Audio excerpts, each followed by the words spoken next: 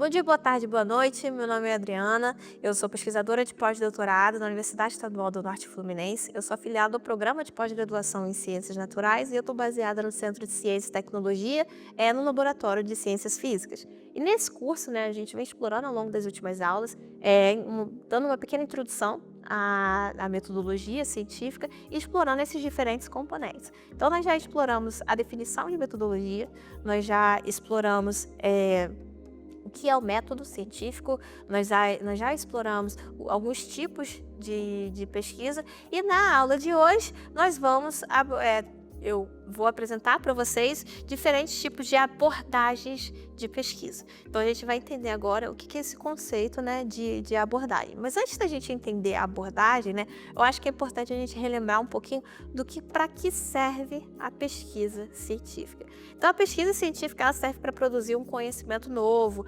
resolver problemas, compreender a realidade de forma sistemática e confiável. E ela basicamente tem 5 características. A primeira é produzir um conhecimento novo, e a gente já falou anteriormente o que significa produzir esse conhecimento novo.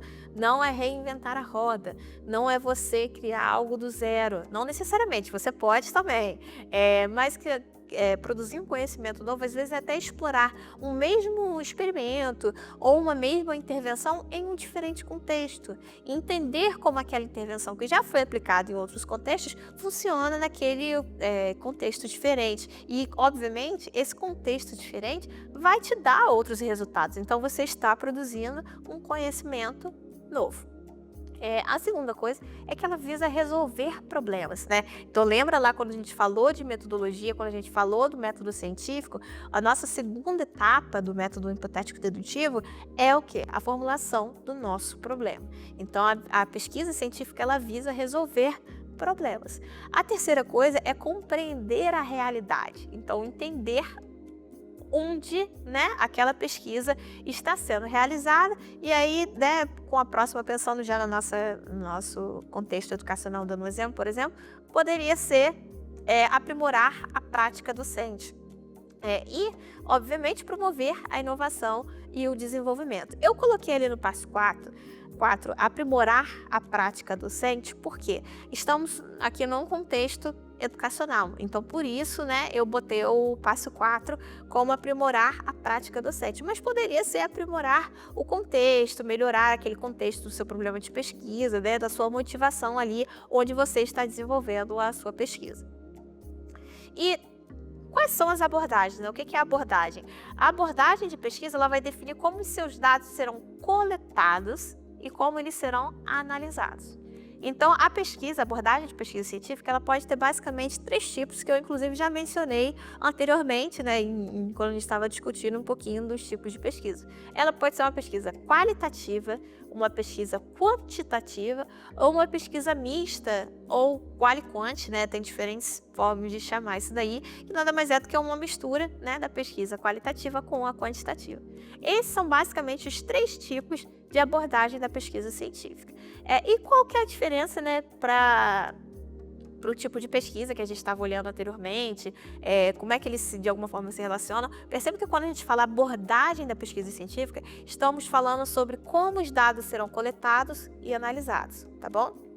Então, falando um pouquinho específico sobre cada um deles, a abordagem qualitativa, ela é uma abordagem de caráter descritivo e indutivo, né, voltada para compreender e interpretar esses fenômenos que talvez não possam ser expressos numericamente. Então, um exemplo disso, percepções, sentimentos, experiências, e a coleta de dados ela vai se basear na análise e interpretação, por exemplo, das respostas dos participantes da sua pesquisa. A pesquisa quantitativa, diferentemente da qualitativa, ela já vai trabalhar com dados que possam ser quantificados, então dados que possam ser analisados estatisticamente, ou seja, números, dados que possam ser representados através de números. E o pesquisador, né, ele vai adotar aqui, por exemplo, uma postura mais neutra, buscando a objetividade, né, na interpretação desses resultados que podem ser apresentados de diferentes formas, então como tabelas, gráficos, indicadores numéricos e por aí vai.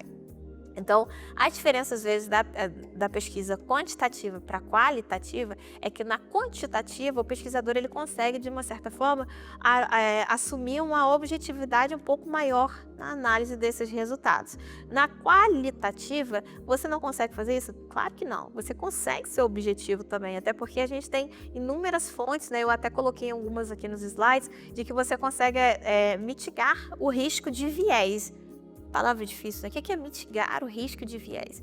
Mitigar o risco de viés significa reduzir a influência que o pesquisador possa ter na análise e coleta daqueles dados.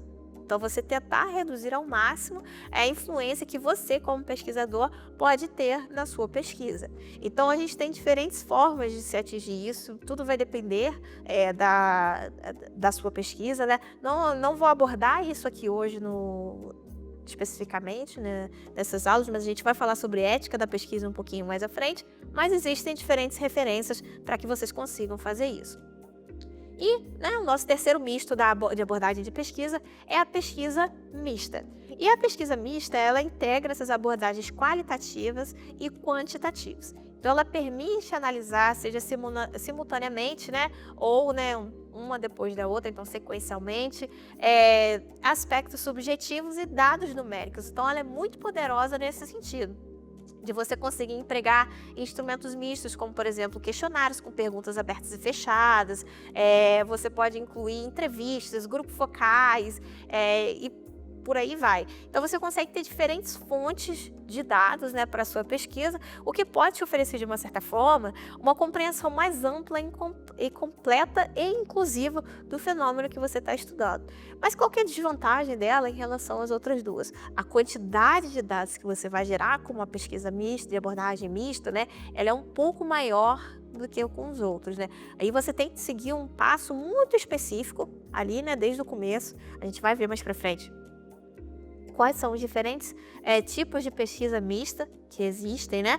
Eu vou mostrar para vocês, né, esses diferentes tipos, porque isso vai dizer, por exemplo, qual é o tipo de dado que você vai coletar primeiro, como é que você vai fazer a integração, né, a triangulação desses dados também vai variar.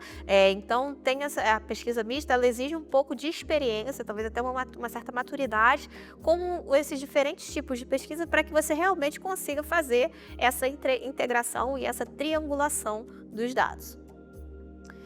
Então, só para vocês refletirem, né, pensando um pouquinho sobre a abordagem de pesquisa. Então, qual é a abordagem, né, que combina mais com o seu tema? Então, pensa na sua pesquisa agora. Pausa o vídeo e pensa um pouquinho, escreve no papel mesmo. Né? Da pesquisa a gente tem que escrever a todo momento, enquanto a gente está fazendo o nosso desenho de pesquisa. Então, pensa agora, qual que é o tipo de abordagem que mais combina com o seu tema? Tem certo e errado? Novamente, não. Tudo vai depender do seu tipo de pesquisa. Qual é o método que você vai utilizar, né? Qual é o seu problema de pesquisa, tá bom? Então, tudo isso vai estar relacionado, porque não necessariamente, né, você consegue explorar o seu tema sobre a ótica quantitativa, sobre a ótica qualitativa puramente, ou uma ótica mista, não necessariamente vai ser aplicado. Tudo depende do seu tema, né, do seu problema de pesquisa. A segunda reflexão que eu queria deixar para vocês é qual que é o objetivo da sua pesquisa. É descrever, explicar, explorar. Então, lembra novamente o que a gente falou dos nossos tipos de pesquisa. E a terceira reflexão que eu queria deixar para vocês é considere os recursos disponíveis. Então, quando a gente está pensando na nossa pesquisa, às vezes a gente tenta pensar, não, vou colocar entrevista, vou colocar grupo focal, vou colocar questionário. Mas será que você tem recurso para fazer tudo isso? E quando eu digo recurso, eu não estou falando de recurso financeiro não, que é o que a gente tende a pensar imediatamente. Eu estou falando de tempo, acesso ao público, domínio teórico do que você está querendo explorar, né? Então, tudo isso vai, de certa forma, influenciar, né, a abordagem de pesquisa que você vai utilizar. Então, só por onde começar quando vou pensar na abordagem. Então, delimite o seu problema, então, o que você quer investigar. A segunda coisa, escolha o seu tipo de pesquisa que mais se alinha ao seu objetivo. E, por fim, planeje os seus métodos. Então, como que você vai coletar e analisar os seus dados, levando em consideração, como eu já falei anteriormente, os recursos que você tem disponível para a condução da sua pesquisa. É isso, obrigada. Nos vemos na próxima aula.